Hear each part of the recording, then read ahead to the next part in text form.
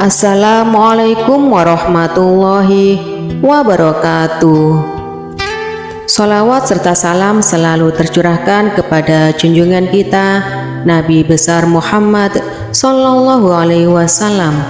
Allahumma sholli ala Sayyidina Muhammad wa ala ali Sayyidina Muhammad.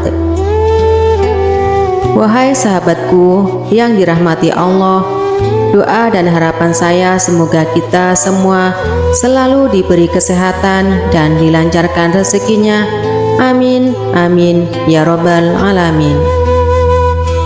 Wahai sahabatku yang dirahmati Allah, pada kesempatan kali ini kita akan membahas perihal wali yang menyamar atau mendeklarasikan dirinya menjadi ODGJ. Banyak kalangan orang awam bertanya-tanya apakah benar adanya seorang wali Allah yang berasal dari golongan ODGJ. Menurut kalangan sufi, hal itu benar adanya. Lantas bagaimana ciri-cirinya?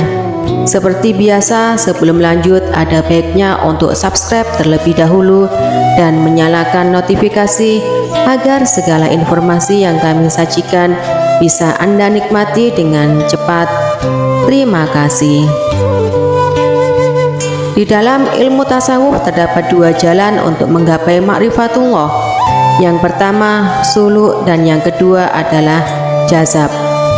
Suluk merupakan jalan pilihan yang ditempuh dengan cara normal, sedangkan jazab adalah jalan khusus yang tidak sembarangan orang bisa mengamalkannya.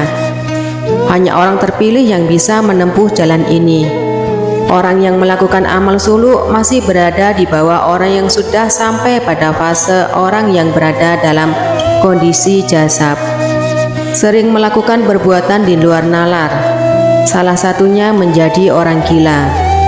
Karena mereka bersembunyi di balik kehidupan dunia dan menarik diri dari perhatian wali Allah lainnya.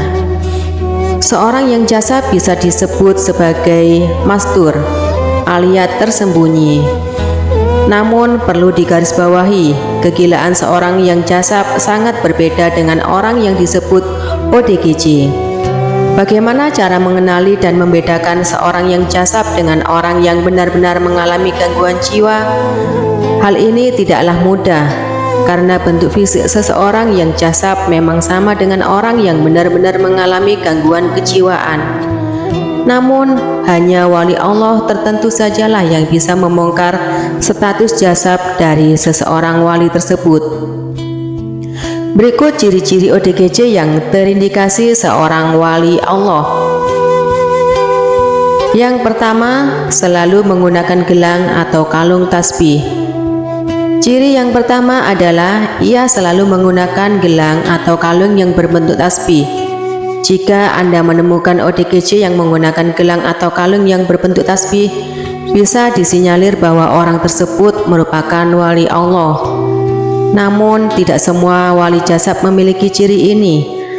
Hanya saja sebagian besar seorang yang jazab tidak terlepas dari yang namanya berzikir.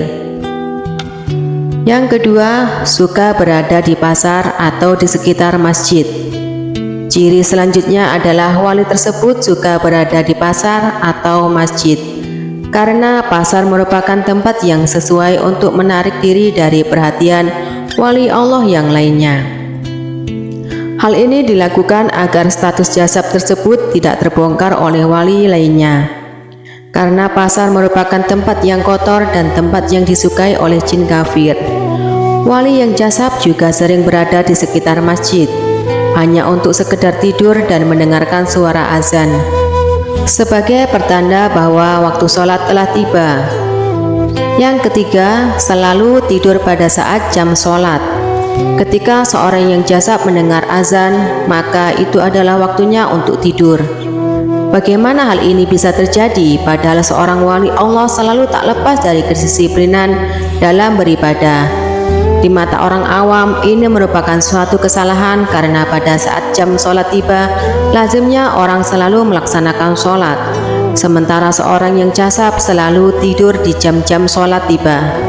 Hal ini dilakukan sebagai bentuk penyamaran atas dirinya, karena sejatinya orang yang jazab melakukan pembelahan diri di jam sholat tersebut. Fisik yang satu terlihat tidur, namun fisik yang lainnya pergi ke suatu tempat untuk melaksanakan sholat. Bisa saja ia pergi ke hutan atau tempat sepi lainnya untuk melaksanakan sholat. Jadi apabila kalian melihat ODGJ yang suka tidur ketika azan berkumandang, bisa saja itu merupakan wali Allah yang sedang jasab. Yang keempat, menjawab salam ketika kita mengucapkan salam. Ciri selanjutnya adalah orang tersebut selalu menjawab salam ketika ada yang memberi salam. Namun hal ini sangat jarang kita lakukan kepada ODGJ, karena bisa-bisa kita dikatakan orang lain sebagai ODGJ juga. Faktor lainnya juga karena kita takut kepada ODGJ tersebut. Namun hal ini bisa Anda coba ketika bertemu. Jika ia menjawab salam dengan sangat fasih, itu merupakan ciri bahwa ia seorang wali Allah. Yang kelima, perkataannya mengandung kalimat tauhid. Ketika seorang yang menempuh jalur jasab, ia selalu banyak diam, tetapi ketika ia bertemu dengan seseorang yang awam, ia akan mengeluarkan kata-kata yang mengandung nasihat. Kalimat-kalimat yang keluar dari mulutnya bisa membuat hati kita tertusuk oleh jarum yang dapat merubah diri kita menjadi seorang yang berlumur dosa. Karena hal-hal yang dikatakan orang tersebut merupakan tauhid yang sebenarnya. Tapi balik lagi, siapa yang mau mengobrol dengan ODGJ? Bisa-bisa dikatakan orang lain sebagai ODGJ juga.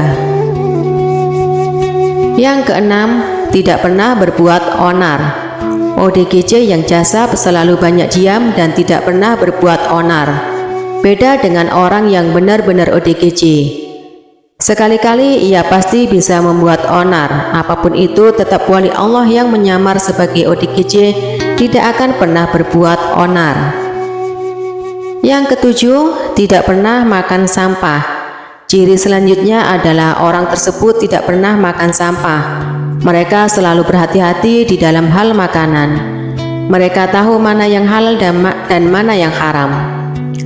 Karena sampah merupakan makanan kesukaan jin, orang yang jasab selalu mendapatkan makanan dari orang-orang awam yang biasanya memberi makanan. Tetapi orang yang jasab tidak selalu memikirkan hal itu. Makan karena tubuh mereka selalu diberi gizi oleh zikir-zikir yang senantiasa mereka lafalkan.